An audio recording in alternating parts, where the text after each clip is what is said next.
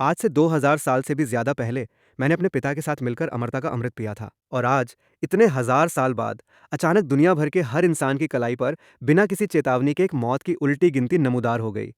मेरी पत्नी की बाह पर बचे जीवन की गिनती सिर्फ 1 साल थी, लेकिन उसके वाइट मूनलाइट, उसके पुराने प्रेमी के पास सिर्फ एक दिन बचा था। और मेरी अपनी उल्टी गिनती की कोई सीमा ही नहीं थी। बस दिखावे के लिए मेरी कलाई पर 60 साल लिखे हुए थे। मेरी पत्नी मेरे पैरों में गिरकर आंसुओं से लथपथ गिड़गिड़ाने लगी। पतिदेव, तुम्हारे पास तो अभी भी 60 साल हैं। अगर उसमें से थोड़ा सा दे दो तो क्या हो जाएगा? मैं तुमसे विनती करती हूँ। बस इतना समझ लो कि मैं तुमसे विनती कर रही हूँ। अगले ही पल वो और उसका वाइट मूनलाइट पागल कुत्तों की तरह मुझ पर टूट पड़े और मुझे जमीन पर कसकर दबा दिया।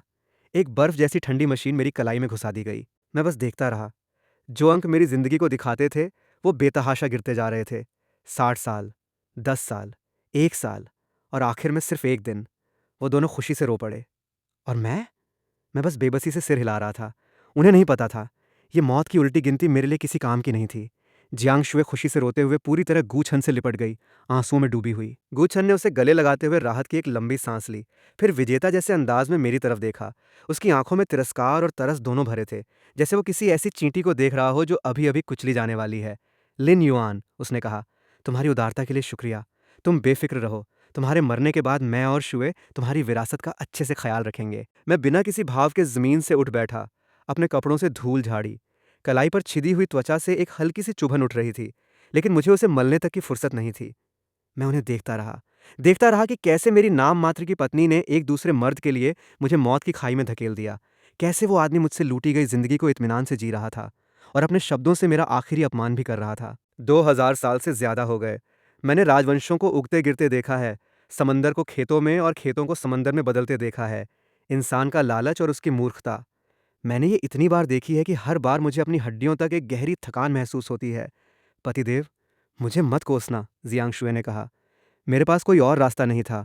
मैं आचन को अपनी आंखों के सामने मरता नहीं देख सकती थी। तुम तो वैसे भी बस एक आम इंसान हो। ये 60 साल तुम पर बर्बाद हो जाते। इससे अच्छा है ये हमें मिल जाएं। हाँ, लिन युआन, गूछन ने कहा। तुम एक अनाथ हो, माता पिता विहीन, एक बेकार सी जिंदगी। अपनी जान देकर मेरी गू परिवार के वारिस की जान बचाना, यही तुम्हारी इस पूरी जिंदगी की सबसे बड़ी उपलब्धि है। तुम्हें इस पर गर्व होना चाहिए। मैं कुछ नहीं बोला, बस धीरे धीरे उठ खड़ा हुआ। मेरी ये खामोशी उन्हें निराशा और बेबस गुस्सा लगी। चलो शुए, गूछर ने कहा, एक मरणासन इंसान से बहस करने का कोई फायदा नहीं। चलो चलें, मेरे माँ बाप हमारा जश्न मनाने का इंतजार कर रहे हैं। जियांग शुए ने सिर हिलाया। आखिरी बार मुझे देखा। उस निगाह में शर्मिंदगी थी, पर उससे कहीं ज्यादा राहत। वो गूछन के पीछे पीछे, बिना पीछे मुड़े, उस विला से बाहर चली गई जो मैंने हमारे प्यार के लिए खरीदा था। दरवाजा जोर से बंद हुआ और पूरी दुनिया एकदम खामोश हो गई। मैंने अपनी कलाई पर चमकते लाल एक दिन के अंक को देखा, फिर अपना फोन निकाला और एक बहुत पुराना, बरसों से न छुआ हुआ नंबर डायल किया। कॉल लगभग फौरन उठ गया। दूसरी तरफ से एक बुजुर्ग आवाज आई, बेहद विनम्र पर उत्तेजना से थोड़ी कांपती हुई। सर, सर, आखिरकार आपने मुझसे संपर्क किया, पुराने सून, मैंने कहा। त्यानछान योजना शुरू करो। सर, त्यानछान चलाना। क्या कोई बड़ी बात हो गई? कुछ खास नहीं, मैंने कहा। मैं बड़ी बड़ी शीशे की खिड़की के पास चला गया और देखा गू छन की लाल फेरारी धूल उड़ाती हुई दूर जा रही थी। मेरे होठों पर एक बर्फीली, मजाक भरी मुस्कान उभर आई। बस दो कीड़े हैं जिन्हें लगता है उन्होंने किसी देवता को काट लिया है। अगली सुबह पर्दों की झिरियों से धूप कमरे में आ रही थी। मैं जागा, आदतन अपनी कलाई की तरफ देखा। उल्टी गिनती में 0 दिन 0 घंटे 0 मिनट 1 सेकंड दिख रहा था। सेकंड की सुई शून्य पर पहुंची। पूरी घड़ी की स्क्रीन एक पल के लिए झपकी, फिर बंद हो गई। कुछ सेकंड बाद स्क्रीन फिर जगमगा उठी और धीरे धीरे एक नया अंक उभरने लगा। 9 9 9 9 9 साल, 364 दिन, 23 घंटे, 59 मिनट, 59 सेकंड। मैंने बेबसी से सिर हिलाया। लगता है जो अमृत मैंने अपने पिता के साथ उस साल पिया था, उसका असर हमारी सोच से भी कहीं ज्यादा ताकतवर था। ये अजीबोगरीब मौत की उल्टी गिनती, जो अचानक पूरी मानवता की कलाई पर उभरी थी, मेरी असली जीवन स्थिति को समझ ही नहीं पाती। ये सिर्फ इतना कर पाती है कि जब मेरा अंक शून्य पर पहुंचता है तो सिस्टम की किसी अंदरूनी लॉजिक के हिसाब से मुझे फिर से उसका सबसे ऊपरी सीमा वाला अंक दे देती है। मेरा असली नाम यिंग है, अकेला अक्षर झड़े। 2000 साल से भी पुराना नाम, इतना पुराना कि मैं खुद इसे लगभग भूलने लगा हूं। अब मैं लिन युआन कहलाता हूं। मैं इत्मीनान से बिस्तर से उठा, मुंह हाथ धोए, अपने लिए 2 अंडे तले। जैसे ही मैं नाश्ता करने बैठा, मेरा फोन जोर जोर से बजने लगा। जियांग शुए की कॉल थी। मैंने स्क्रीन स्लाइड की, पर कुछ बोला नहीं। लिन युआन, तुम तुम मरे नहीं? फोन के दूसरी तरफ जियांग शुए की आवाज़ हैरानी और एक अजीब से डर से भरी थी। पूरी दुनिया में मशहूर लोगों की उल्टी गिनती लाइव दिखाई जा रही थी। पिछली रात अनगिनत लोग स्क्रीन के सामने बैठे रहे, किसी अमीर या सेलिब्रिटी की जिंदगी को खत्म होते देखते हुए। और चूंकि मैं एक पत्नी द्वारा पुराने प्रेमी के लिए कुर्बान किए गए दुखी नायक के तौर पर पहले से ही चर्चा में था, तो मेरी मौत पर भी काफ़ी नज़रें टिकी थीं। ज़रूर उन्होंने देखा होगा कि मेरा अंक शून्य होने के बाद मैं बाकी सबकी तरह राख नहीं बना, इसलिए वो इतनी घबराई हुई थी। तुम बहुत चाहती थी कि मैं मर जाऊं? मैंने पूछा। नहीं, नहीं, मैं बस बस बहुत हैरान हूं। लिन युआन, आखिर हुआ क्या है? उल्टी गिनती तुम पर काम क्यों नहीं करती? जानना चाहती हो? आकर मुझसे विनती करो, शायद तब मैं बता दूं। इतना कहकर मैंने सीधा फोन काट दिया। दूसरी तरफ गू परिवार की हवेली में जियांग शुए फोन हाथ में लिए खड़ी थी। उसका चेहरा बिल्कुल सफेद पड़ चुका था। क्या हुआ? उसने क्या कहा? गू छन ने पूछा। जो पूरी रात सो नहीं पाया था। उसकी आंखें लाल थीं। वो वो मरा नहीं, जियांग शुए ने कहा। यह बात एक भारी चट्टान की तरह गू छन के दिल पर आ गिरी। जो इंसान मर जाना चाहिए था, वो अभी भी जिंदा है, जबकि उसी की चुराई हुई जिंदगी का गुनाह खुद उसके सिर पर है। एक अजीब सा डर उसे जकड़ने लगा। उसने उसने कहा, मैं जाकर उससे विनती करूं? जियांग शुए के होंठ कांप रहे थे। मैं उससे विनती करूं? वो समझता क्या है खुद को? गूछन ने गुस्से में सामने रखी चाय की मेज लात मारकर उलट दी। वो नाकारा अभी भी अकड़ दिखा रहा है। जरूर उस डिवाइस में कोई गड़बड़ी है। हाँ, जरूर यही बात है। वो बार बार यही दोहराता रहा, जैसे खुद को समझाने की कोशिश कर रहा हो। तभी गूछन के पिता, गू ग्रुप के चेयरमैन गू चांगफेंग, गंभीर चेहरे लिए ऊपर से नीचे उतरे। इतना घबराने की क्या जरूरत? आसमान नहीं गिर रहा। मैंने लोगों से पता करवाया है। पूरी दुनिया में कुछ ऐसे मामले सामने आए हैं जहां उल्टी गिनती शून्य होने के बाद भी व्यक्ति सही सलामत रहा। जानकारों का कहना है ये शायद सिस्टम का बग है। वो लिन युआन बस इत्तेफाक से इस बग की चपेट में आ गया। पिता की बात सुनकर गूछन को थोड़ी राहत मिली। तो अब हम क्या करें? टाइम ट्रांसफर गैर कानूनी है। अगर उस लड़के ने पुलिस में शिकायत कर दी? शिकायत? किस सबूत के साथ? हमारे पास शहर की सबसे अच्छी वकीलों की टीम है। वो एक कंगाल इंसान हमसे क्या मुकाबला करेगा? अभी तुम्हें बस इतना करना है कि इस बात को भूल जाओ। अच्छे से अपनी सेहत का ख्याल रखो। रहा वो लिन युआन, गू चांगफेंग की आंखों में एक क्रूर चमक उभरी। वो बस एक बग है। अगर सिस्टम उसे नहीं मार सका, तो चलो हम सिस्टम की थोड़ी मदद कर देते हैं। मैं खुद इसे साफ करवा दूंगा। उसने फोन उठाया, एक नंबर डायल किया। Hello, black wolf. एक बंदे का काम तमाम करना है। हाथ साफ रखना, हादसे जैसा दिखे। हाँ, उसका नाम लिन युआन है। फोन काट कर गू चांगफेंग ने अपने घबराए हुए बेटे की तरफ देखते हुए दिलासा दिया। बेफिक्र रहो, कल सुबह तक तुम्हें उसकी हादसे में मौत की खबर मिल जाएगी। एक अनाथ की मौत हो, उसकी लाश उठाने वाला भी कोई नहीं होता। गू छन और जियांग शुए ने एक दूसरे की तरफ देखा। दोनों की आंखों में एक क्रूर सी राहत झलक रही थी। उन्हें लगा अब सब कुछ खत्म हो गया है। और मैं उस वक्त बालकनी पर बैठा सुबह की चाय पी रहा था। फोन पर अभी अभी पुराने सून का भेजा मैसेज देख रहा था। सर, गू चांगफेंग ने अंडरग्राउंड हत्यारे ब्लैक वुल्फ से संपर्क कर लिया है। आज रात हमला होने की उम्मीद है। मैंने 3 शब्दों में जवाब दिया। पता है मुझे। और फोन एक तरफ रख दिया। नजर दूर आसमान की तरफ घुमा दी। आज रात काफी रौनक होने वाली थी। रात गहरी काली स्याही जैसी हो चुकी थी। मैं अकेला विला के लिविंग रूम में बैठा था। बत्तियां बुझी हुई थीं। बाहर खिड़की से कुछ काले साए भूतों की तरह खामोशी से चारदीवारी फांदते नजर आए। उनकी हरकतें फुर्तीली और पेशेवर थीं। जमीन पर उतरते वक्त एक आवाज तक नहीं हुई। कुल 4 लोग एक टैक्टिकल फॉर्मेशन में धीरे धीरे विला की मुख्य इमारत की तरफ बढ़ रहे थे। उनमें सबसे आगे वाले की गर्दन पर एक भयानक भेड़िए के सिर का टैटू बना था। यही था ब्लैक वुल्फ। ये सारे गू चांगफेंग द्वारा भारी कीमत देकर बुलाए गए बेहतरीन हत्यारे थे, जो ऐसे गंदे काम करते थे जो दिन की रोशनी में नहीं किए जा सकते। उनकी नज़र में मैं बस एक कमज़ोर, आम इंसान था। ये काम उनके लिए बच्चों का खेल था। मैंने सामने रखा चाय का प्याला उठाया, हल्का सा घूंट भरा। बढ़िया दा होंग पाओ चाय, जो पुराने सून ने खड़ास तौर पर वुई पहाड़ों के उन पुरानी माए पौधों से मंगवाई थी। अफसोस, कुछ बिन बुलाए मेहमान इसमें खलल डालने वाले थे। ब्लैक वुल्फ ने अपने पीछे खड़े 3 आदमियों को इशारे किए। 2 पीछे की तरफ घूम गए। एक साइड पर तैनात हो गया। वो खुद अपने कोट से औजार निकालकर माहिराना अंदाज से खिड़की का ताला खोलने लगा। एक हल्की सी क्लिक की आवाज़ हुई। शीशे का दरवाज़ा बिना किसी शोर के खुल गया। ब्लैक वुल्फ अंदर घुसा।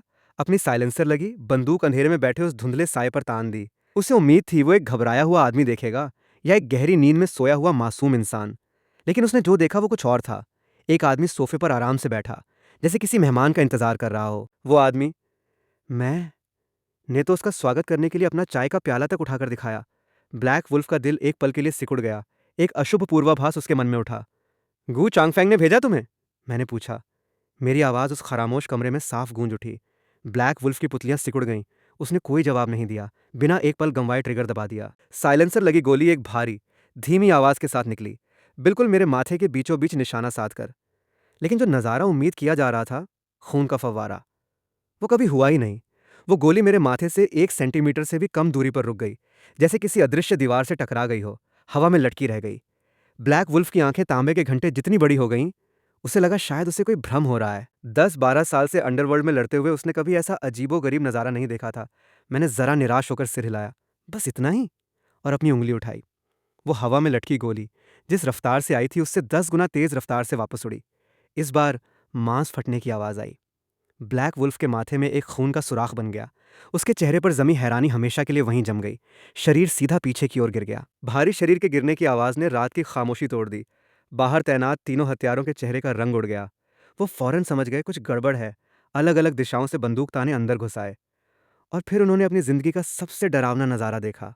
उनका सरगना, बेहतरीन हत्यारा ब्लैक वुल्फ अब एक लाश बन चुका था। और जिस इंसान को वो निशाना बनाने आए थे, वो अब धीरे धीरे उठ खड़ा हुआ, कदम दर कदम उनकी तरफ बढ़ने लगा। मेरे इर्द गिर्द जैसे एक अनदेखा आभामंडल था। हर कदम मानो उनके दिल पर पड़ रहा हो। उन्हें सांस लेना मुश्किल हो रहा था। उनमें से एक ने हिम्मत जुटाई। मैंने कब कहा तुम जा सकते हो?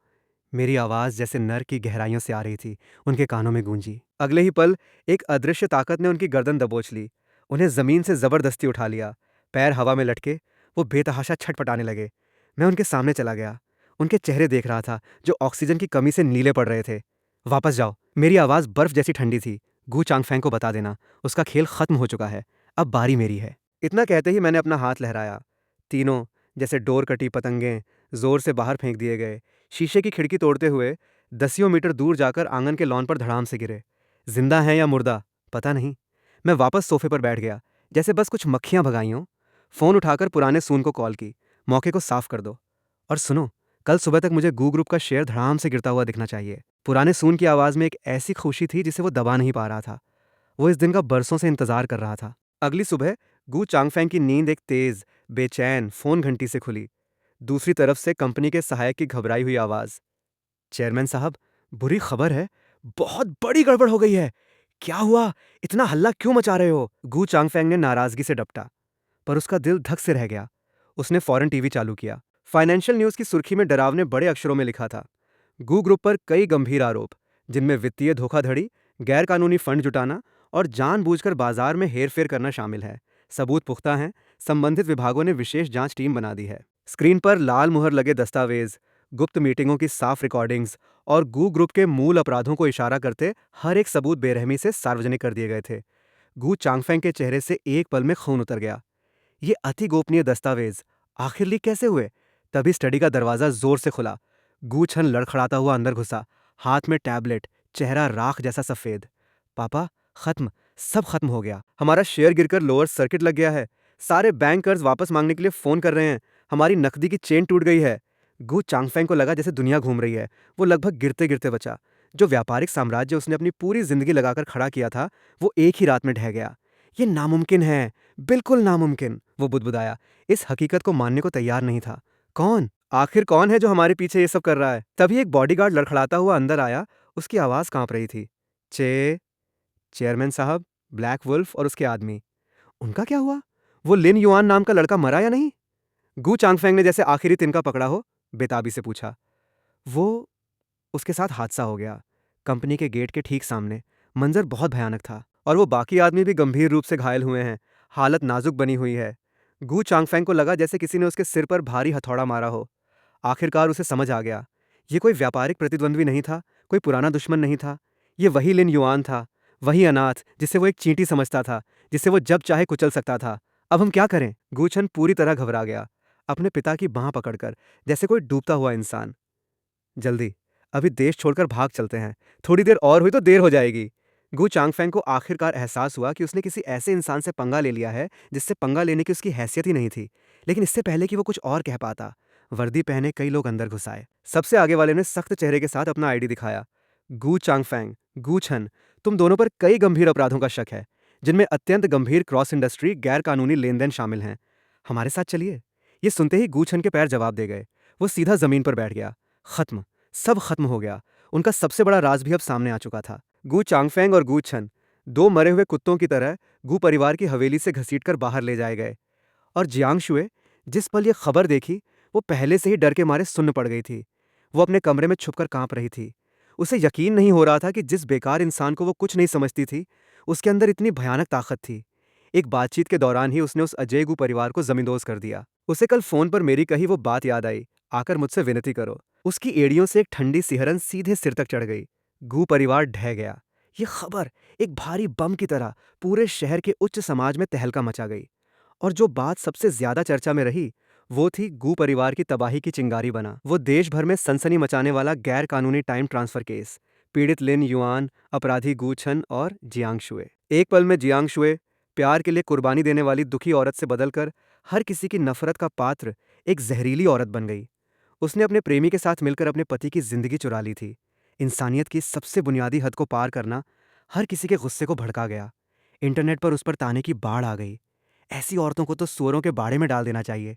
कितनी जहरीली है आज के ज़माने की डायन। बिल्कुल ज़मीर मर चुका है इसका। लिन युआन जी के लिए एक पल दिल दुखा। अच्छा हुआ वो सुरक्षित हैं।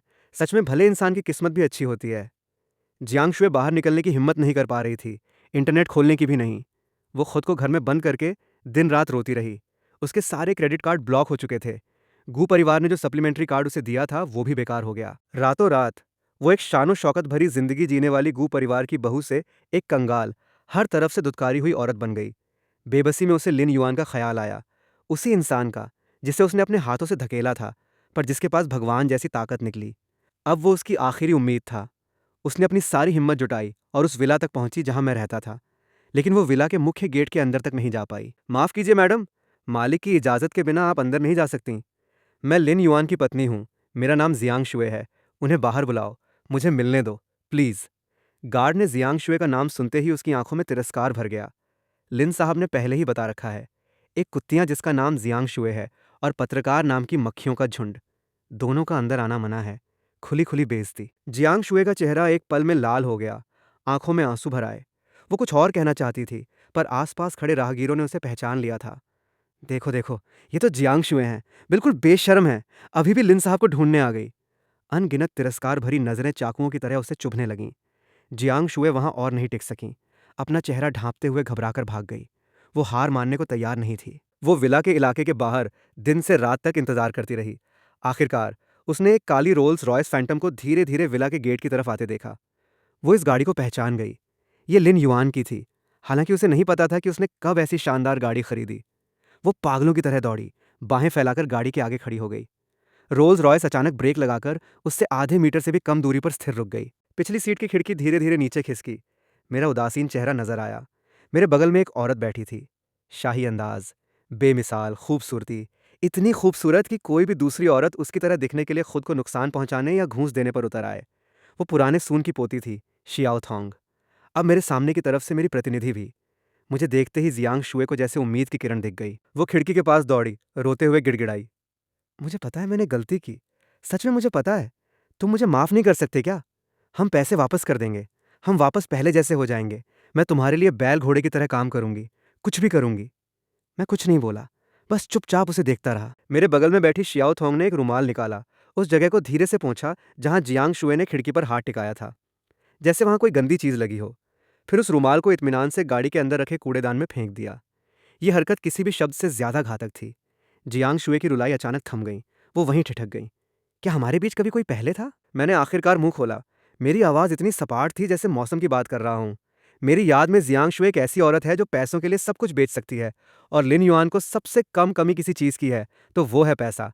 मैंने उंगलियां चटकाईं। विला का गेट धीरे धीरे खुल गया। दफा हो जाओ, मैंने बस एक शब्द कहा। खिड़की धीरे धीरे ऊपर उठी। उसका बेबस चेहरा नजरों से ओझल हो गया। रोल्स रॉयस धीरे धीरे अंदर चली गई, उसे बहुत पीछे छोड़ते हुए। जियांग शुए जमीन पर बैठ गई।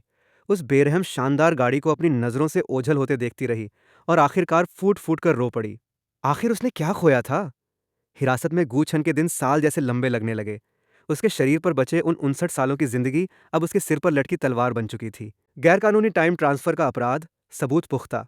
उसे कानून की सख्त सजा का सामना करना था। पर उससे भी ज्यादा डरावनी बात यह थी कि उसकी कलाई की घड़ी अब अस्थिर होने लगी थी।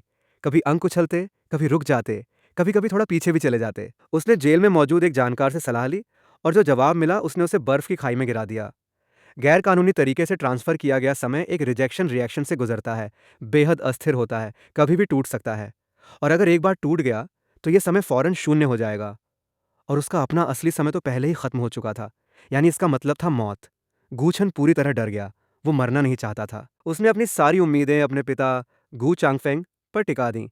लेकिन कुछ दिनों बाद जो खबर उसे मिली वो थी, गू चांगफेंग को हिरासत में अचानक दिल का दौरा पड़ा और इलाज के बावजूद उसकी मौत हो गई। उसका इकलौता सहारा भी गिर चुका था। गू छन का दिमाग पूरी तरह टूट गया। वो हिरासत में चीखना चिल्लाना शुरू कर दिया। कहता रहा वो लिन युआन से मिलना चाहता है। कहता रहा वो समय लिन युआन को वापस करना चाहता है। लेकिन इस पागल आदमी की किसी ने नहीं सुनी। कुछ दिनों बाद अदालत लगी। गू छन और गू ग्रुप के कई अधिकारियों को कटघरे में खड़ा किया गया। इस केस के सबसे अहम पीड़ित के तौर पर मैं भी सुनवाई में मौजूद था। मैं दर्शक दीर्घा की पहली पंक्ति में बैठा था, चेहरा शांत। जब गू छन को पुलिस पहरे में लाया गया और उसकी नजर मुझ पर पड़ी, तो जैसे उसने साक्षात शैतान को देख लिया हो। उसका पूरा शरीर बुरी तरह छटपटाने लगा। जज साहब, जज साहब, मुझसे गलती हुई। मैं वो समय तुम्हें वापस कर दूंगा। मुझे छोड़ दो, छोड़ दो। आह! उसकी आवाज दर्दनाक थी। जज ने हथौड़ा बजाकर सख्त चेतावनी दी। पूरी अदालत की निगाहें मुझ पर टिक गईं। किसी में सहानुभूति थी, किसी में जिज्ञासा, किसी में एक अजीब सा भय। मैंने गूछन की गुहार पर कोई ध्यान नहीं दिया। बस चुपचाप उसे देखता रहा, जैसे किसी भद्दे विदूषक का घटिया तमाशा देख रहा हूं। आखिरकार फैसला आया। गू ग्रुप पर सभी आरोप साबित हुए। भारी भरकम जुर्माना लगाया गया। कंपनी को दिवालिया घोषित कर उसका लिक्विडेशन आदेश दिया गया। गू छन को गैर कानूनी टाइम ट्रांसफर की साजिश रचने और उसे अंजाम देने, गंभीर और घिनौने हालात के चलते उम्र कैद की सजा सुनाई गई। ये सुनते ही गू छन पूरी तरह ढह गया। उम्र कैद। उसे अब जेल में बैठकर उन 59 सालों का इंतजार करना था जो कभी भी टूटकर बिखर सकते थे, अनंत डर में अपनी बाकी जिंदगी गुजारते हुए। ये सीधे मौत की सजा से भी कहीं ज्यादा क्रूर था। सुनवाई खत्म हुई। मैं जाने के लिए उठ खड़ा हुआ। पुलिस द्वारा घसीटे जा रहे गूछन ने अपनी आखिरी ताकत लगाकर मुझसे चिल्लाकर पूछा, आखिर तुम हो कौन? मेरे किदम एक पल के लिए ठिठके। मैं पीछे मुड़ा नहीं, बस इतना कहा जो उसे हमेशा के लिए एक गहरी खाई में धकेल गया। एक ऐसा इंसान जिससे तुम पंगा नहीं ले सकते थे। मैं अदालत से बाहर निकला। धूप बिल्कुल सही थी। शियाओ थोंग एक काली छतरी लिए मुझे धूप से बचाते हुए खड़ी थी। सर, सब कुछ निपटा दिया गया है। मैंने सिर हिलाया। गाड़ी में बैठ गया। अगला नंबर जियांग शुए का है? शियाओ थोंग ने धीरे से पूछा। मैंने खिड़की से बाहर देखा। शहर की भागती हुई गाड़ियां मेरी आंखों में तेजी से पीछे छूट रही थीं। अभी नहीं। मेरे होठों पर एक शरारती मुस्कान उभरी। उसे कुछ और दिन जीने दो। उसे बेबसी में गरीबी का स्वाद अच्छे से चखने दो। कुछ लोगों के लिए जीना मरने से ज्यादा तकलीफदेह होता है। शर्मिंदगी के दिन नर्क से भी ज्यादा भारी होते हैं। उसे मकान मालिक ने घर से निकाल दिया। कंगाल होकर वो सड़कों पर भटकने लगी। उसने काम ढूंढने की कोशिश की, पर उसकी बदनामी इतनी फैल चुकी थी कि कोई कंपनी उसे रखने की हिम्मत नहीं करती। वो एक रेस्तरां में बर्तन धोने वाली की नौकरी मांगने गई। मालकिन ने उसे पहचान लिया। फौरन एक बर्तन धोने का पानी उठाकर उसके चेहरे पर उंडेल दिया। गाली देते हुए कहा, तुमने मेरी जगह गंदी कर दी। कभी चमकती दमकती रही जियांग शुए अब मुरझाई हुई, फटे पुराने कपड़ों में एक असली भिखारन जैसी दिखने लगी थी। भूख और ठंड लगातार उसके शरीर और उसकी इज्जत को खाए जा रही थी। वो पुरानी यादों में खोने लगी। मेरे साथ बिताए दिनों की यादें, जब मैं भले ही एक आम इंसान था, पर उसका बहुत ख्याल रखता था। जो कुछ वो खरीदना चाहती, मैंने कभी मना नहीं किया। जो कुछ वो करना चाहती, मैं हमेशा उसका साथ देता। उसे लगता था यही तो होना ही चाहिए था। अब उसे समझ आया, वो कोई हक नहीं था, वो प्यार था। वो प्यार जो उसने अपने ही हाथों फेंक दिया और बेरहमी से पैरों तले कुचल दिया। एक गहरी रात बेघर जियांग शुए एक पार्क की बेंच पर सिमटी हुई थी। उसकी कलाई पर उल्टी गिनती में आधे साल से भी कम बचा था। उसके लिए ये आधा साल किसी सदी जितना लंबा महसूस हो रहा था। जैसे ही वो बेहोश होने वाली थी, उसके सामने एक चमकते जूतों की जोड़ी आकर रुकी। उसने मुश्किल से सिर उठाया और सामने वो चेहरा देखा जिसकी उसे बिल्कुल उम्मीद नहीं थी। शियाओ थोंग, वही जो शाही अंदाज में मेरे साथ बैठती थी। शियाओ थोंग ऊपर से उसे देख रही थी। उसकी आंखों में न तो तिरस्कार था, न सहानुभूति, बस एक खालीपन। मिस जियांग, हमारे साहब आपसे मिलना चाहते हैं। जियांग शुए की आंखों में अचानक तेज चमक उभर आई। आखिरकार वो मुझसे मिलना चाहता है। मुझे पता था, मुझे पता था उसके दिल में अब भी मेरे लिए जगह है। उसे एक गाड़ी में बिठाकर एक शानदार प्राइवेट क्लब ले जाया गया। वहां उसे एक शानदार प्राइवेट कमरे में ले जाया गया। कमरे में सिर्फ मैं अकेला नहीं था। कुछ और भी असाधारण रुतबे वाले लोग थे, जो मुझे एक अजीब सी श्रद्धा भरी नजर से देख रहे थे। जियांग शुए इन सभी को बिजनेस मैगजीनों में देख चुकी थी। हर एक इतना बड़ा नाम था कि उसका पांव पटकना भी पूरे बाजार को हिला दे। और इस वक्त वो सब मेरे पीछे बड़ी अदब से खड़े थे। मैं मुख्य सीट पर बैठा इत्मीनान से अपनी प्लेट में रखे स्टेक को काट रहा था। बैठो, मैंने कहा। जियांग शुए सहमी हुई सी बैठ गई। बेचैनी से मुझे देखती रही। खाओ, भूख से बेहाल दिख रही हो। जियांग शुए ने सामने रखे लजीज खाने को देखा। गला हिला, पर हाथ बढ़ाने की हिम्मत नहीं हुई। खा क्यों नहीं रही? डर है कि मैं जहर मिला दूंगा? जियांग शुए पूरे बदन में कांप गई। फौरन कांटा चम्मच उठाकर बेतहाशा खाना खाने लगी। वो जल्दी जल्दी बेताबी से खा रही थी। आंसू भी खाने के साथ ही गटकती जा रही थी। पता नहीं उसे उसका स्वाद भी महसूस हो रहा था या नहीं। पूरा खाना एक अजीब सी खामोशी में खत्म हुआ। मैंने नैपकिन से मुंह पोंछा। आखिरकार फिर से बोला, जियांग शुए, तुम्हें पता है तुम्हारे और गू छन के बीच सबसे बड़ा फर्क क्या है? जियांग शुए ने खराली नजरों से मुझे देखा। गू छन बेवकूफ था, पर कम से कम उसे पता था वो क्या चाहता है। तुम बेवकूफ ही नहीं, लालची भी हो। तुम गूछन की दी हुई शान और शौकत भी चाहती थी, और मेरी दी हुई सुरक्षा भी छोड़ना नहीं चाहती थी। तुम्हें सब कुछ चाहिए था, और आखिर में तुम्हें कुछ भी नहीं मिला।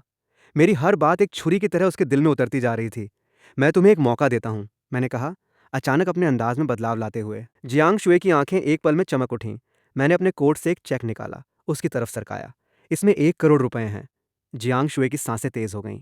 1 करोड़, ऐसी रकम जिसका उसने सपने में भी सोचा नहीं था। बस अभी घुटनों के बल बैठो और इस फर्श को कुत्ते की तरह चाटो, तो ये 1 करोड़ रुपए तुम्हारे हैं। पूरा कमरा एक पल में मौत जैसी खामोशी में डूब गया। वहां मौजूद वो बड़े बिजनेसमैन जोर से सांस लेने की भी हिम्मत नहीं कर पा रहे थे। सिर झुकाए, आंखें और नाक बंद किए, जैसे उन्होंने कुछ सुना ही न हो। जियांग शुए का चेहरा एक पल में कागज जैसा सफेद पड़ गया। वो मुझे देख रही थी। मेरे चेहरे पर वो ठंडी, मजाकिया मुस्कान देख रही थी। एक बेमिसाल शर्मिंदगी की लहर उसे डुबो गई। उसका मन था कि मेज पर हाथ पटक कर उठ खड़ी हो, वो चेक मेरे मुंह पर दे मारे, जोर से पूछे, क्या हमारे बीच एक भी पल की मोहब्बत नहीं बची? पर उसमें हिम्मत नहीं थी। उसकी नज़र बेकाबू होकर उस चेक पर टिक गई। 1 करोड़। इस 1 करोड़ के साथ उसे कभी भूख नहीं झेलनी होगी, कभी ठंड नहीं सहनी होगी, कभी किसी की हिकारत भरी नज़रों का सामना नहीं करना होगा। वो फिर से इज्जतदार जिंदगी जी सकती थी। इज्जत। इंतहा की भूख और गरीबी के सामने इज्जत की कीमत ही क्या है? तथाकथित इज्जत इतनी नाजुक होती है कि एक धक्के में टूट जाती है। जियांग शुए के अंदर एक जंग छिड़ी हुई थी। अक्ल कह रही थी, घुटने मत टेको, एक बार टेक दिए तो फिर तुम सच में इंसान नहीं रह जाओगी। पर लालच पागलों की तरह चीख रहा था, घुटने टेको, बस घुटने टेको, और सब कुछ फिर से मिल जाएगा। मैंने उसे जल्दबाजी नहीं की, बस अपना वाइन का गिलास उठाया, उसमें भरे लाल तरल को हल्के से हिलाते हुए बड़े दिलचस्पी से उसके चेहरे पर आ रहे हर एक भाव का मजा लेता रहा। एक एक पल गुजरता गया। आखिरकार जियांग शुए का मनोबल पूरी तरह टूट गया। धड़ाम से वो दोनों घुटनों के बल बैठ गईं। आंसू खामोशी से उसके गालों से बहने लगे। उसने सच में वैसा ही किया। कमरे में मौजूद वो बड़े लोग, उनके बदन में एक हल्की सी कंपकंपी दौड़ गई। मुझे देखने वाली उनकी निगाहों में अब सिर्फ श्रद्धा नहीं, बल्कि दिल की गहराई से उठने वाला एक असली डर भी था। यह आदमी बहुत खतरनाक है। इसके हथकंडे साधारण कत्ल नहीं है, ये तो रूह तक तोड़ने वाले हैं। इसे दुश्मन की मौत नहीं चाहिए। इसे चाहिए कि उसका दुश्मन मौत को तरस जाए, अपने हाथों उसका वो सब कुछ चकनाचूर कर दे जिस पर उसे कभी नाज था। पता नहीं कितनी देर बाद जियांग शुए ने आखिरकार अपना काम पूरा किया।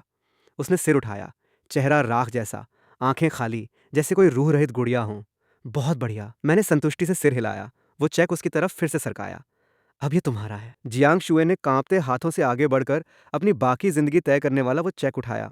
जिस पल उसकी उंगलियों ने चेक को छुआ, मैंने अपनी उंगली चटकाई। एक छोटी सी लौ अचानक से चेक के एक कोने पर उभर आई, तेजी से फैलने लगी। जियांग शुए की दहशत भरी आंखों के सामने उसकी सारी उम्मीदें समेटे वो 1 करोड़ का चेक पलक झपकते ही काली राख के ढेर में बदल गया। जियांग शुए मेरी तरफ उंगली उठाकर होंठ कांपते हुए एक शब्द तक नहीं बोल पाई। मैंने तुम्हें एक मौका दिया था।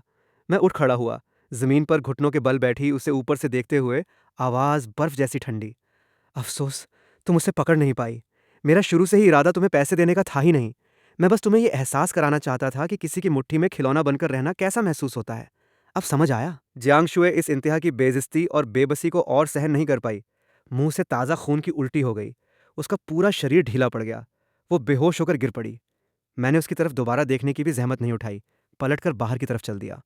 इसे ठिकाने लगा दो, मैंने क्लब के मैनेजर को हिदायत दी। कमरे से बाहर निकलते हुए बाहर की दुनिया अब भी उतनी ही रोशनियों से जगमगा रही थी, पर अब उसका जियांग शुए से कोई लेना देना नहीं बचा था।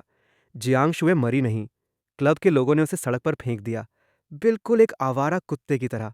होश में आने पर वो पागल हो चुकी थी। कभी जोर जोर से रोती, कभी हंसती, मुंह से लगातार बुदबुदाती। 1 करोड़ का चेक, धोखेबाज। वो पूरी तरह एक मजाक बनकर रह गई, एक बेचारी सी जिसे लिन युआन ने अपनी मुट्ठी में खिलाकर आखिरकार पागल बना दिया। मैंने उसकी तरफ फिर ध्यान देना बंद कर दिया। एक ऐसा कुत्ता जिसे कई बार लात मारकर तोड़ा जा चुका हो, उस पर अपनी और ऊर्जा बर्बाद करने का कोई मतलब नहीं। मेरा ध्यान वापस गूछन पर चला गया। जेल में गूछन की रिजेक्शन, रिएक्शन और गंभीर होती जा रही थी। उसकी कलाई पर समय बड़े बड़े टुकड़ों में गायब होने लगा। 59 साल, 40 साल, 20 साल, हर घटते अंक के साथ वो मौत को करीब आते महसूस कर रहा था। उसने गार्ड से भीख मांगी, डॉक्टरों से गिड़गिड़ाया, यहाँ तक कि जेल में देवी देवताओं की पूजा करने लगा, माथा टेक कर प्रार्थना करने लगा। पर सब बेकार गया। आखिरकार उसका समय सिर्फ आखिरी एक दिन पर आ टिका। वही चुभने वाला एक दिन, बिल्कुल वैसा ही जैसा कभी मेरे साथ हुआ था।